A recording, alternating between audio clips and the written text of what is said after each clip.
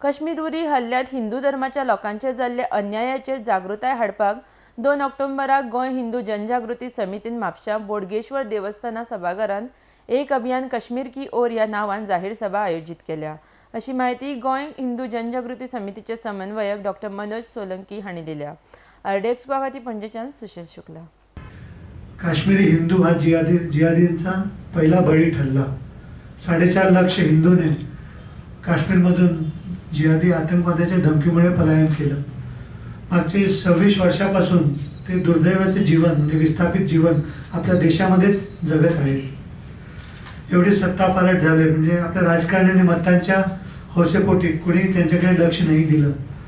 आता तरी कुठेतरी राष्ट्रवादी सरकार आलेलं आहे आणि ह्या अनुषंगाने काश्मीरी पंडितांचा किंवा हिंदूंचा पुनर्वसनाचा विषय व्हावा, त्या निमित्ताने जागृती व्हावी आणि त्यांचं पुनर्वसन व्हावं म्हणून एक अभियान काश्मीर की ओर असं राबवण्यात येत आहे।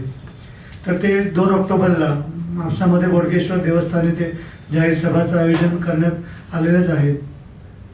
ही जी पत्रकार परिषद या ठिकाणी आयोजित करण्यात आलेली आहे त्याचा मुख्य उद्देश म्हणजे प्रसार आणि प्रसिद्धी या जाहीर सभेला, ही जाहीर सभा आहे जो विषय अत्यंत आत्मीयतेचा, जवळीकेचा आणि ज्वलंत असा विषय आहे संपूर्ण भारतीयांसाठी, तो म्हणजे काश्मीर विषयासंदर्भातील ही सभा।